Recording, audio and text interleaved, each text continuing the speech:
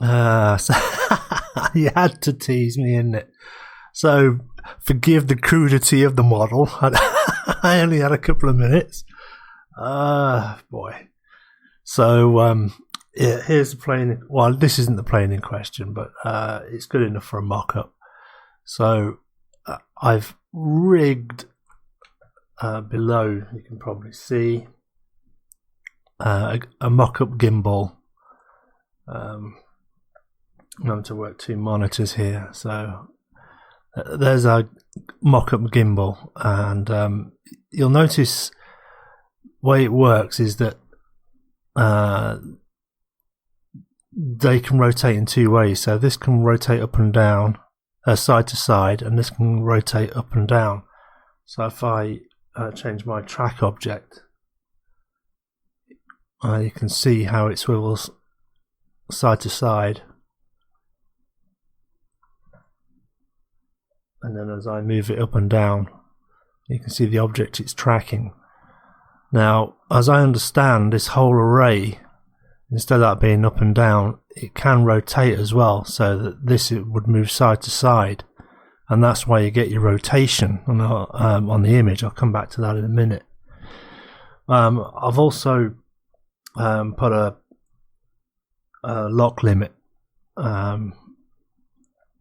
so we can see what's happening on the gimbal. So if I move sideways and pan out a bit, I've put a lock limit on the object tracker, so as I move the object it's tracking close to perpendicular with the aircraft, you can see that it's tracking quite nicely, but then when it hits 90 degrees it stops tracking because it can't turn into itself, and even if it did, all you'd see is the inside of its own gimbal housing.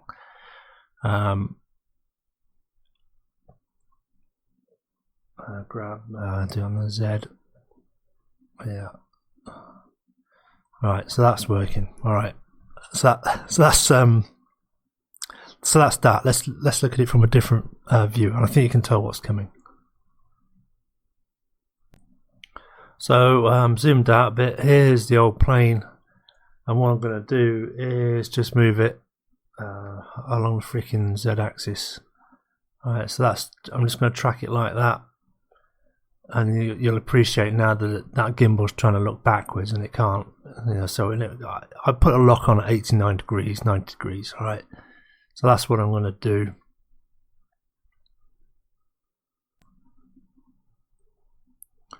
So now I'll just move the aircraft along the Z-axis.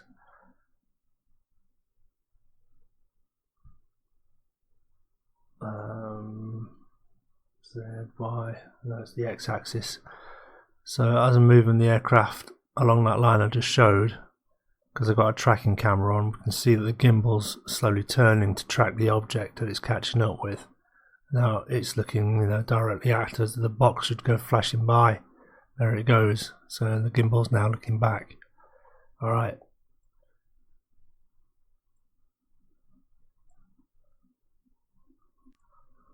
So I've actually managed to get it on a split screen here, so it's going to pick up, grab it across the Z-axis, and you can see as I move it, so the angle between the plane and the object, when it gets to 90 degrees there, that's the gimbal looking right at us. You can see as I move it back, right, and that's where the hard lock comes on and the gimbal stops turning. Alright, so what does that look like from the camera? This here is a camera mounted inside the lens of the gimbal. I put it at 200mm. God knows what they got in these things. Best optics money can buy, and CCDs. And I'll come on to that because there is a problem with CCDs. And this is when I was doing a little bit of learning about how autofocusing works on Canon EOS 10Ds work, because I had fucking nightmare with mine, and I really got into how autofocusing works. You have like cross sensors, linear sensors, horizontal sensors, and vertical sensors, and the cross sensors are twice, 3 times, 4 times more sensitive than horizontal or vertical, I'll get onto that in a minute. Alright, so we're now looking through the lens of the gimbal, and we can't see a lot because the plane over here is a very long way away from a small object that's I don't know, a while away and a little bit lower down. So let's move this along the x-axis and see what we see. And remember, the bottom one is looking through the lens of the gimbal. No, don't want to delete. Grab X. So as I'm moving it, it's getting closer. And you can see the gimbal's tracking it. And you can see that it's changing its shape slightly. I mean, it's a cube, we don't know what we're looking at in the video. But as we get at right angles with it, it's now at the limit of what the camera can pan back and track. So what's going to happen is that gimbal's going to lock up at 90 degrees. And look what happens. Because the camera's now locked, it's not tracking, it can't track it because it's at the limit of the gimbal. Now if I play this back at normal, I haven't got an animation program, but I'm just going to try and swipe the mouse at like a linear speed. So 250 mile an hour, blah blah blah blah blah blah blah. And then it just blasts off the screen. So that's what we see on the video, and this is what's happening. The gimbal's locking up, it can't track it, the plane's doing 250 miles an hour at the closest distance of approach, and so of course this is just going to fly off the left.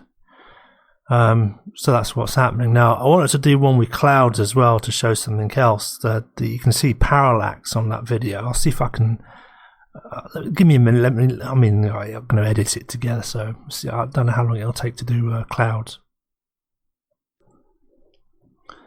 Alright, another one. So there's our object right in the middle of these clouds. Now, alright, low res polygons, just to give a flavour of what happens. So select the old aircraft again, grab X and move it across the, oh no, yeah, is that the plane? No, that's what was selected there.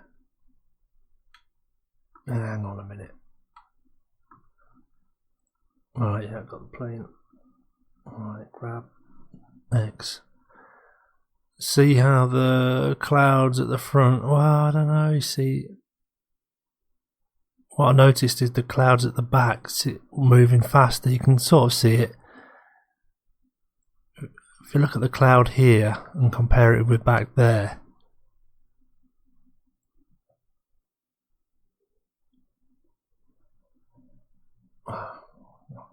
got to pick up the plane.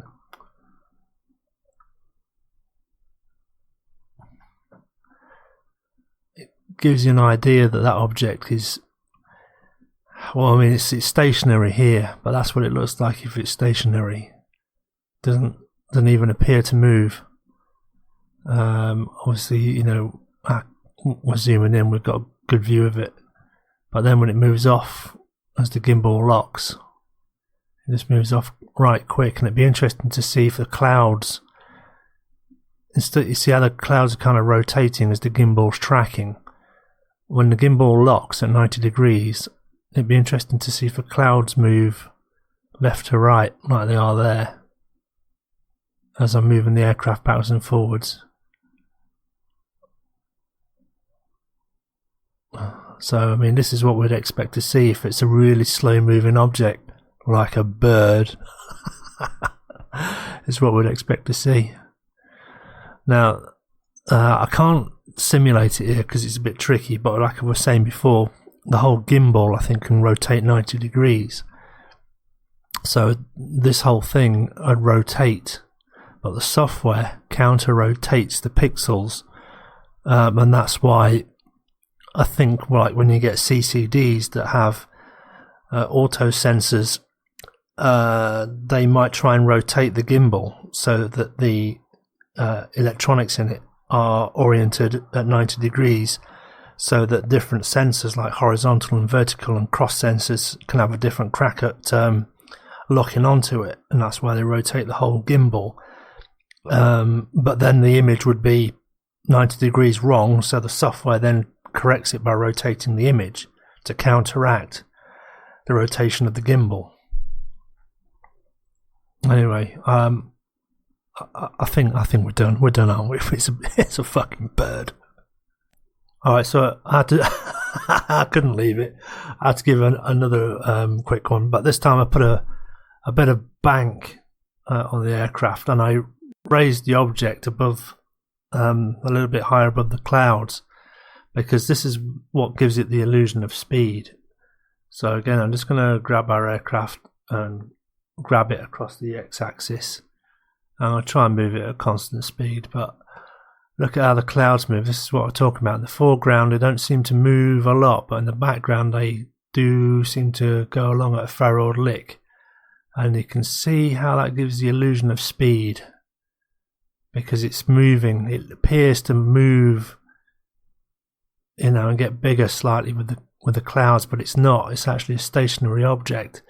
But this is the thing. What the pilot was saying in the Joe Rogan interview was, water at 2,000 feet looks like it does at 20,000 feet. Clouds are white fluffy things, and we don't have everyday experience of them. Pilots do. I mean, I assume the pilots know. They know what this is, and they were probably out having jollies, seeing if they could lock up on a bird or a flamingo or whatever it was, just as practice. Because if you can lock up on a flamingo, an Su-35 or a Fox Bat MiG-25 is going to be no problem. So it's just good practice. Finding out the edge at what your optics can do, and finding out at the edge what your radar can do. It's shits and giggles. It's kicking the tires, lighting the fires. Feel the need for speed. What can I say? Anyway, that's what it is. Never aliens. Alright, so here's me knocking off one of my own videos that I did ages ago for somebody else. So I did a little kind of photography intro course, but of course got overboard. Light coming in through the lens, hitting the mirror, and the mirror uses a clever arrangement where some of that light is actually split into a second mirror, and then that's directed down to the bottom of the camera, and you might see it when you're changing lenses, but at the bottom down there is the auto-focusing sensor. Now, the way it works, kind of complicated, but it tries to mimic how human eyes work. So we have a sense of distance because we've got two eyes, and we can feel a certain strain in the muscle to focus on things far away and close, and so we get a sense of how close something is by effectively how cross-eyed we have to go to see it. So when you look at the tip of your nose, you go really cross-eyed and there's a strain there, so you know it's close. And then further away you look, the more your eyes point away from each other until they're parallel when you're looking at things far away. So because there's 2 points of reference, the left eye, right eye, and the thing you're looking at, that forms 3 corners of a triangle. And if we do the math, we can actually work out the distance if we know the angle at which each eye is looking at something. But you need the 2 eyes to be able to form a triangle. So the problem is in the camera we've only got 1 eye, so how do we do it? Well, it uses this device at the bottom underneath the lens where that light gets redirected to. So basically it essentially splits the light up into 2 pathways, and then it measures the divergence of what the camera's looking at over that short distance. And then using the mass it can work out how far away the object is, and then it sends a message to the lens, hey, you need to focus at this distance. It's all very clever. This is called phase detection, and there's other ones called contrast detection, where it looks for sharp edges and looks for regions of contrast, and regions of contrast are usually where you've got a sharp edge in something. So sometimes cameras have a hard time focusing on sky because it's all blue and there's no contrast, there's no discerning parts of the image to focus on. So sometimes pointing at things like the edges of telegraph poles, the edges of buildings, or the edges of people's face can help cameras focus that use contrast focusing. But the EOS 10 uses phase detection, and it's sort of it's difficult to explain anyway, but that's how it does it. It tries to effectively create a virtual rangefinder. Why is this important? Because it uses light. It splits some of that light that comes in through the lens, through the viewfinder. Some of the light has to go up through the viewfinder so that you, when you look through the viewfinder, can look see what you're looking at. Some of that light has to get directed back down to the base of the camera to the autofocus sensor. So you've got 2 systems now competing for light. And every time you split light, it gets darker and dimmer. And the phase detection works best when there's more light to work on. So now that we understand that these sensors require a lot of light to work on, we can see the problem now with the lenses and the aperture. Different aperture, different amount of light. Different amount of light, certain sensors are going to work better than others, and here it all starts to come together. So the camera knows what lenses are plugged into it and what its capabilities are. And this is the EOS system, the EF lenses, they talk to each other, send information to each other. So you can imagine that a lens that goes to 2.8 that opens up quite a lot, it can let a lot of light through. So for the focusing system, that's important. So you can get a really accurate gauge on the focusing. An f5.6 lens that only goes to the 5.6 will let in half the amount of light. So the focusing is never going to always be as accurate under challenging conditions. And so this is now suddenly makes sense when you look at lens prices. You look at the difference between, say, 300mm lens that only can go as wide as 5.6, and it'll be half the price of a lens, 300mm lens that can go to 2.8. And getting the large aperture on long lenses is a really expensive endeavour, but it helps in terms of the depth of field, and it helps in terms of precision in focusing. And so you want a really high performance lens, you've got to go to f2.8, f1. You start looking at prices for lenses that have f1 capability, and you'll see that it's not a cheap thing. So this is where it all starts to come together. The focusing is sometimes dependent on the aperture. The aperture gives you the depth of field. The depth of field is contingent on what you're trying to do in terms of your photography. And the wider the aperture, the more light you can let in, the faster you can take that shot, which means that if you're going for sports photography, something like a f2.8 is going to allow you to have a fantastic short exposure to really snap in the detail, but it means you've got to be precise when you're focusing too, because your depth of field is so narrow. So now there's all these trade-offs: ISO, exposure, aperture, sensors, focusing. And so in the next video I'll talk about the program modes and how it all comes together.